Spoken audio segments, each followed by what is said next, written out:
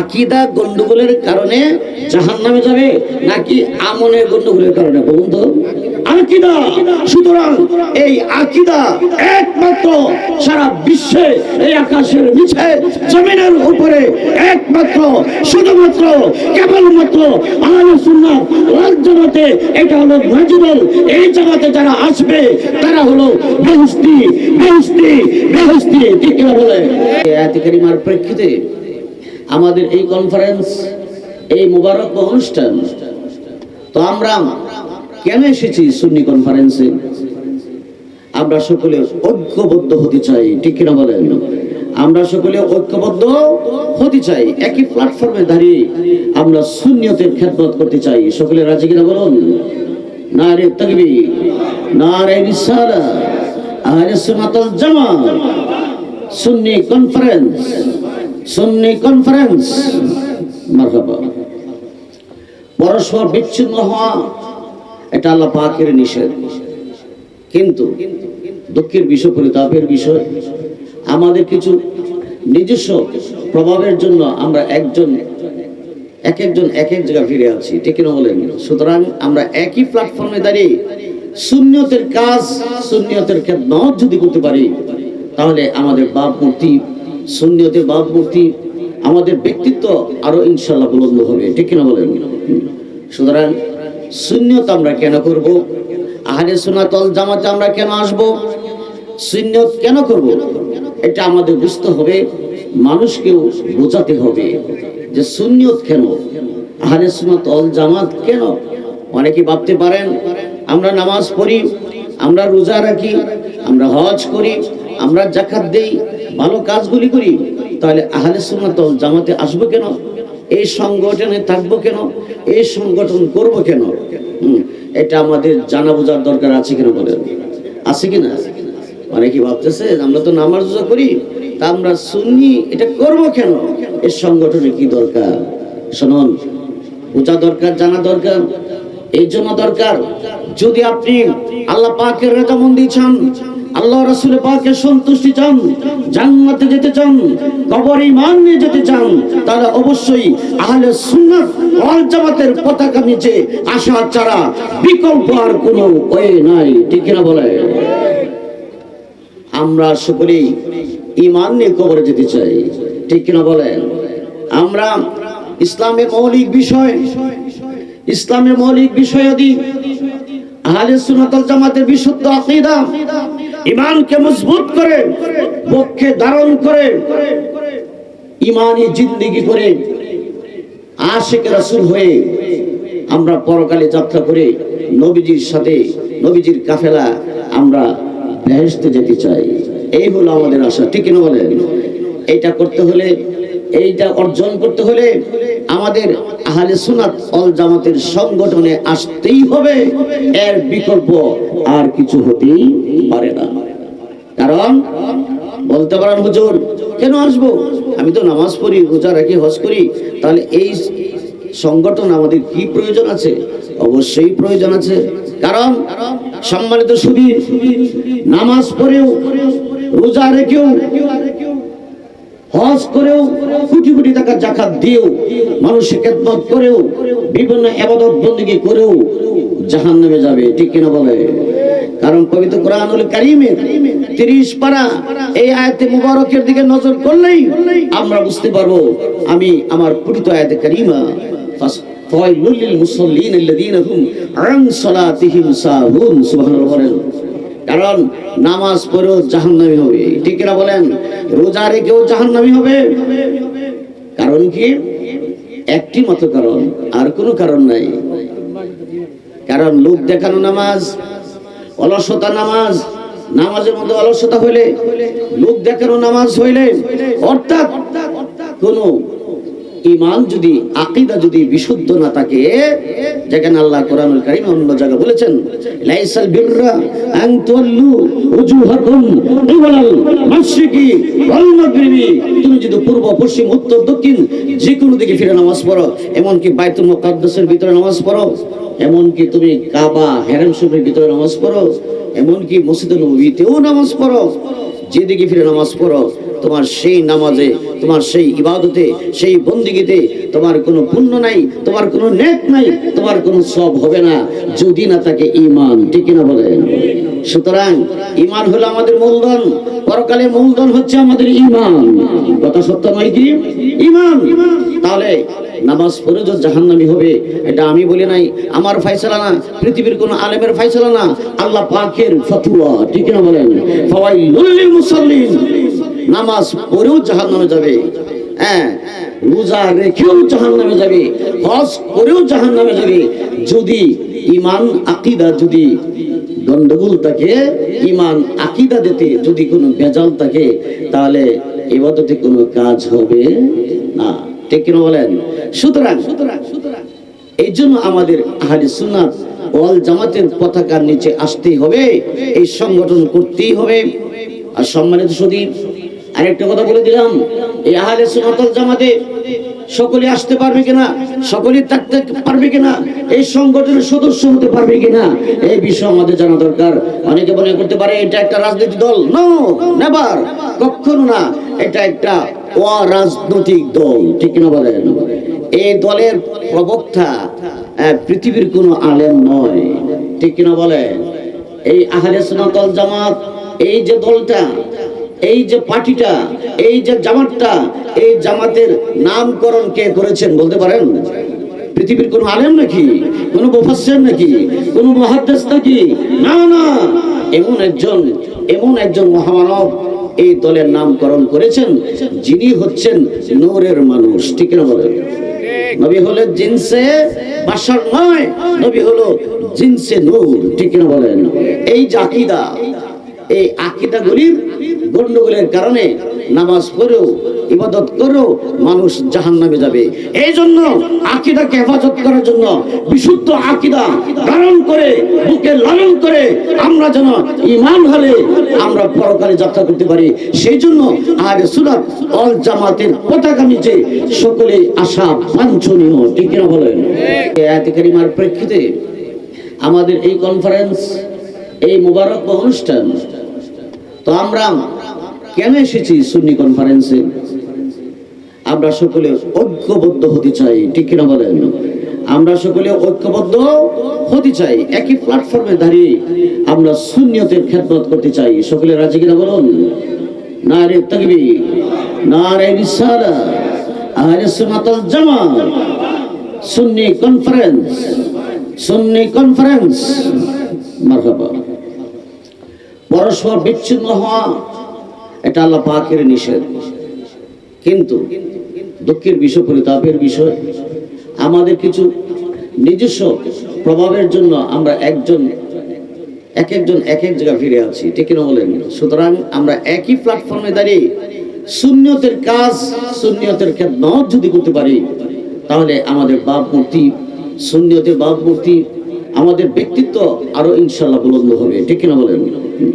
সুতরাং সুন্নিয়ত আমরা কেন করব? আহলে সুন্নাত ওয়াল জামাতে আমরা কেন আসব? সুন্নিয়ত কেন করব? এটা আমাদের বুঝতে হবে, মানুষকেও বোঝাতে হবে যে সুন্নিয়ত কেন, আহলে সুন্নাত ওয়াল জামাত কেন। অনেকে ভাবতে পারেন আমরা নামাজ পড়ি, আমরা রোজা রাখি, আমরা হজ করি, আমরা যাকাত দেই, ভালো কাজগুলি করি, তাহলে আহলে সুন্নাত ওয়াল জামাতে আসবো কেন?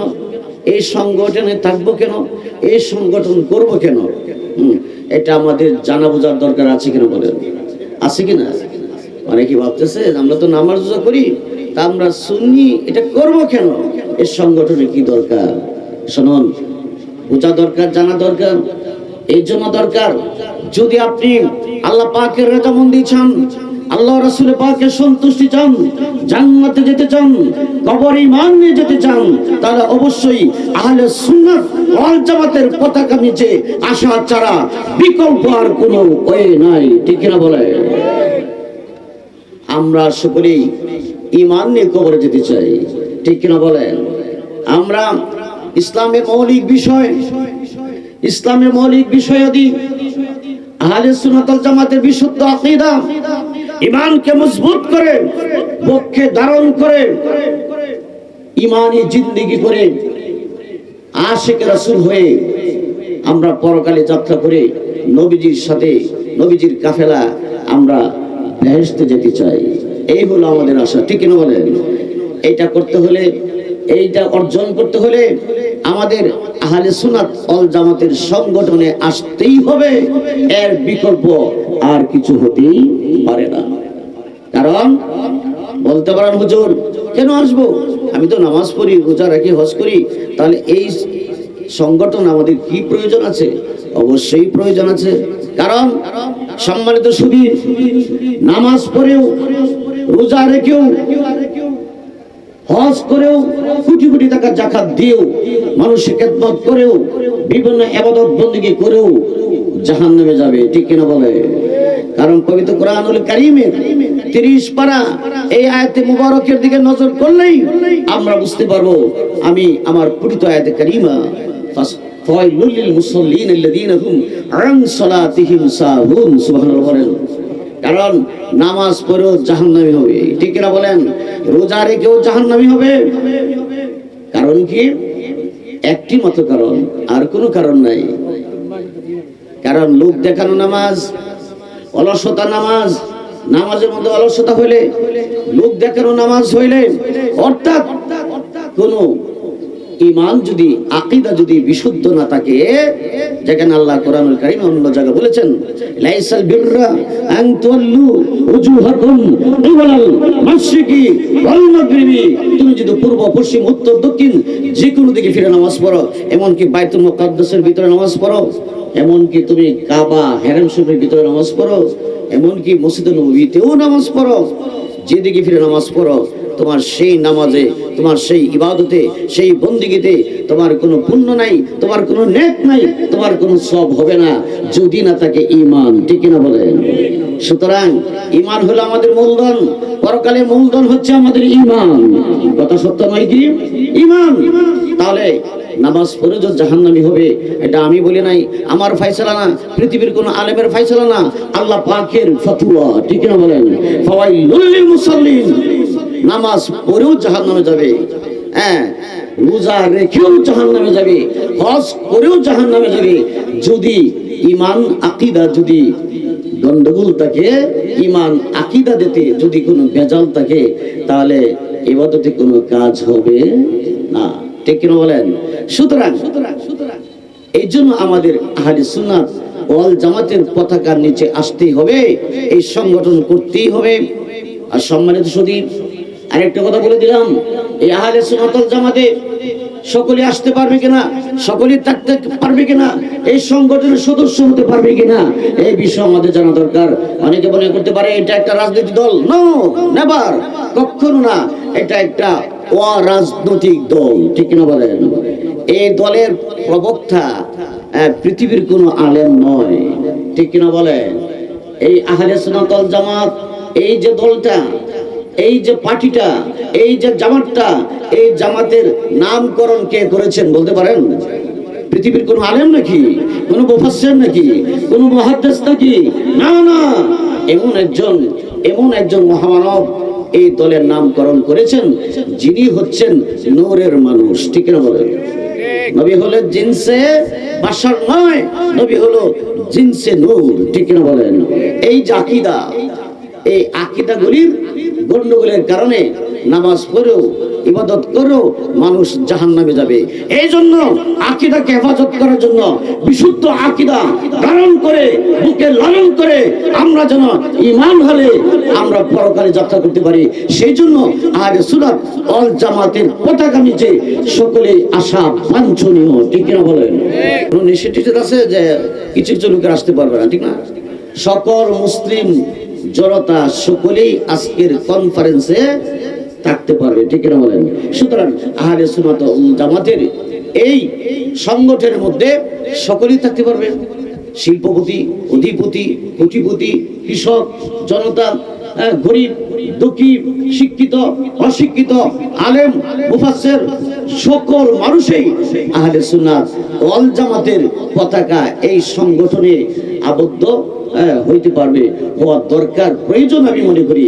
কারণ এই আহলে সুন্নাত ওয়াল জামাতের নামকরণ করেছেন রাহমাতুল লিল আলামিন, ঠিক না বলে? ১,৫০০ বছর আগে নবীজি বলে গিয়েছেন যে আমার উম্মতের মাঝে 73 পার্টি, অর্থাৎ 73টা পার্টি হবে, 73টা দল হবে, 73টা জামাত হবে। এর মধ্যে 72টা জামাতই এরা কোথায় যাবে বলেন তো? দুজকে যাবে। এটা কি আমার কথা না নবীজির কথা? কার কথা? আমাদের প্রিয় নবীর কথা।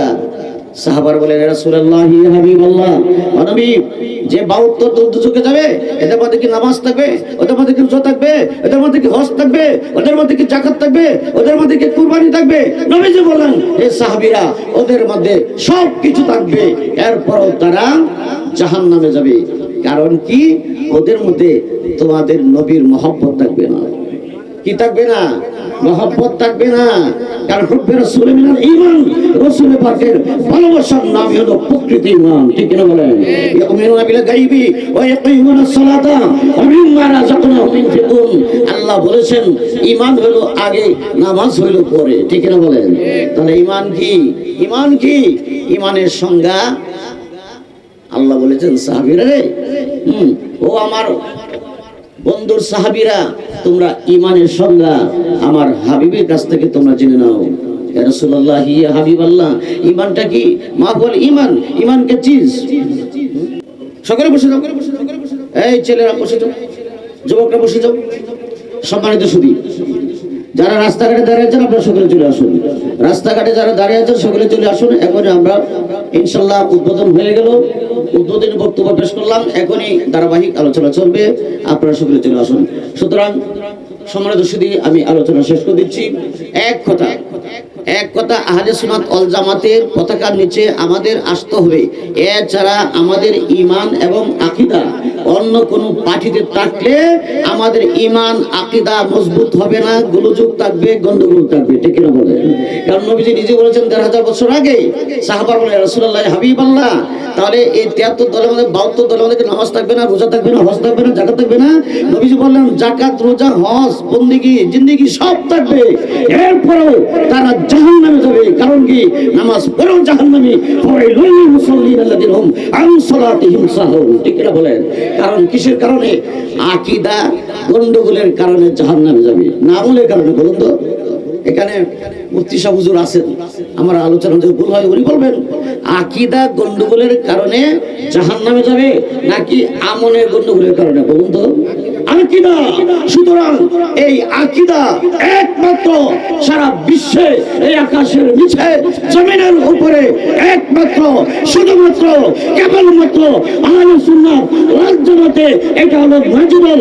এই জামাতে যারা আসবে তারা হলো বেহেশতি, বেহেশতি, বেহেশতি। ঠিক না বলে? আমরা এই আহলে সুন্নাত ওয়াল জামাতে সকলে থাকবো কেন? এছাড়া মুক্তির কোনো গ্যারান্টি, ওয়ারেন্টি নাই। ঠিক না বলে? কারণ আহলে সুন্নাত ওয়াল জামাত এটা আমার বানানো না, আমার বাবার বানানো না, পৃথিবীর কোন আলেম, মুফাসসির, কোন মুহাদ্দিসের তৈরিকৃত জামাত নয়। এটা নূর নবী, প্রিয় নবী, রহমতের মালিক নবী, শাফায়াতের মালিক নবী, আমাদের প্রিয় নবী মুহাম্মদ মুস্তাফা সাল্লাল্লাহু আলাইহি সাল্লাম ১৫০০ বছর আগে নবীজির নুরানি জবান মুবারকে বলে গেছেন নাজি দল হচ্ছে আহলে সুন্নাত ওয়াল জামাত। সুতরাং এটার মধ্যে সর্বস্তরের মুসলিম জনতা এটার মধ্যে থাকতে পারবে। এটা একটা অরাজনৈতিক দল। ঠিক কিনা বলেন? এটা আমরা আকীদাকে, ঈমান আকীদাকে আমরা লালন করি, এটা কিনা সহি শুদ্ধ আকীদা। সুতরাং আসুন আমরা প্রয়োজনে কারবালার প্রান্তরে ২২,০০০ ওই এজিদ বাহিনীর বিপক্ষে একজন ইমাম হুসাইন রাদিয়াল্লাহু তাআলা আনহু মাত্র ৭২ জন লোক নিয়ে সিংহের মতো গর্জন দিয়ে তাদের মোকাবেলা করেছিল। ঠিক কিনা বলেন? আমরা প্রয়োজনে ময়দানে আমরা কারবালার ভূমিকা নিয়ে সুন্নিয়তের খেদমত করতে রাজি। ঠিক কিনা বলেন? সুতরাং এরপরও আমরা সুন্নিয়তকে প্রশ্নবিদ্ধ করতে দিব না। ঠিক কিনা বলেন? আজকে ২, ৩, আগামীকালকে এক হয়ে যেতে পারে। কি বলেন? সুতরাং আমাদের নিজেদের মধ্যে কোনো ফিতনা করব না। ওয়ালা তাফরাকু, আল্লাহ বলছে তোমরা পরস্পর বিচ্ছিন্ন হইও না। আরেকটা কথা বলে বিশেষ করে দিলাম, নবীজি যখন বদর যুদ্ধে ঘোষণা দিলেন যে সকলে বদর যুদ্ধে যেতে হবে, তখন সাহাবার বলেন, ইয়া রাসূলুল্লাহ, ইয়া হাবিবাল্লাহ, আমি কথাগুলো একটু তাড়াতাড়ি বলছি, বুঝতেছেন তো? হুজুর চলে আসছেন, হুজুরকে বসে রেখে আলোচনা দিলে তো করা ঠিক হবে না। যে সাহাবারা, বদরের যুদ্ধে যেতে হবে। হুজুর, আমরা যে যুদ্ধে যাব, আমাদের কোনো অস্ত্র নাই, আমাদের কোনো হাতিয়ার নাই, আমাদের তো কোনো তলোয়ার নাই, আমাদের তো কোনো তরবারি নাই। নবীজি বললেন, তোমাদের কাছে যা আছে এগুলি আমার সামনে উপস্থিত করো। সাহাবীরা নবীজির আদেশ মুবারক শুনে তারা করলো কি, 20 বছর আগে, 30 বছর আগে, 50 বছর আগে বা এর আগে কিছু দাঁড়ালু না, বাঙ্গা, অর্ধেক বাঙ্গা, বুঝছেন, এরকম কিছু হাতিয়ার, তলোয়ার, তরবারি নবীজি কদম মোবারকের সামনে হাজির করলেন। হ্যাঁ, যেটা কি জং ধরে গেছে মাত্র 10-12টা, কথা বুঝছেন? নবীজি বললেন, এই 10-12টা হাতিয়ার বিশেষ বিশেষ সাহাবীদের হাতে তুলে দিয়েছেন, তোমরা এগুলি নিয়ে বাতিলের বিরুদ্ধে কি করবা? যুদ্ধ করবা। অন্যান্য সাহাবীরা বলেন, ইয়া রাসূলুল্লাহ, ইয়া হাবিবাল্লাহ, ও নূরের নবী গো, তাহলে আমরা কি কালী হাতে যাব নাকি? আমরা কি কালী হাতে যুদ্ধের ময়দানে যাব? নবীজি বললেন, না, তোমরা এক কাজ করো, আমি রহমতের নবী তোমাদেরকে আদেশ করলাম, তোমরা খেজুর গাছের ডাল নিয়ে আসো। এই খেজুর গাছের ডাল আমি তোমাদের হাতে কর্ণ কর্ণ করে হাতে তুলে দিব। যুদ্ধের ময়দানে রণক্ষেত্রে তোমরা ঝাঁপিয়ে পড়ো, এই খেজুর গাছের ডাল করে তলোয়ারের ভূমিকা পালন করবে। বলেন সুবহানাল্লাহ। সুতরাং আমরা সুন্নতের প্ল্যাটফর্মে, আমরা একই প্ল্যাটফর্মে দাঁড়িয়ে আমরা করব কি, হাতিয়ার ছাড়া, বিনা হাতিয়ারে আমরা যুদ্ধের ময়দানে অর্থাৎ ইমানি লড়াই করব। শক্তি দিয়ে নয়, হাতিয়ার দিয়ে নয়, ধারালো তলোয়ার দিয়ে নয়, নবীজির মহব্বতের মাধ্যমে। ঠিক না বলেন? সুতরাং আসুন, সম্মানিত শুনি,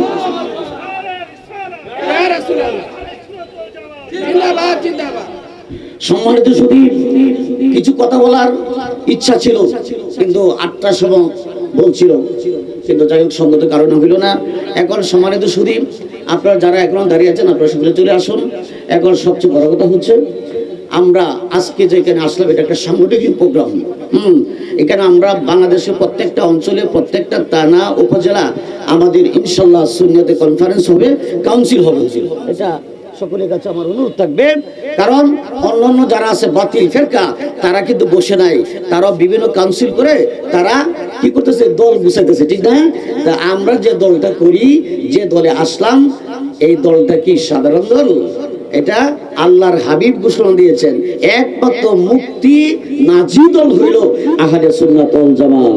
সুতরাং আসুন, আজকে এই কনফারেন্সের মাধ্যমে আমাদের আমন্ত্রিত উলামায়ে কেরাম ওনারা তাকরীর করবেন এবং আমাদেরকে সংঘবদ্ধ করবেন, কিভাবে একটা সুন্দর, সুচারু, একটা গঠিত একটা সংগঠন আমরা যাতে উপহার দিতে পারি।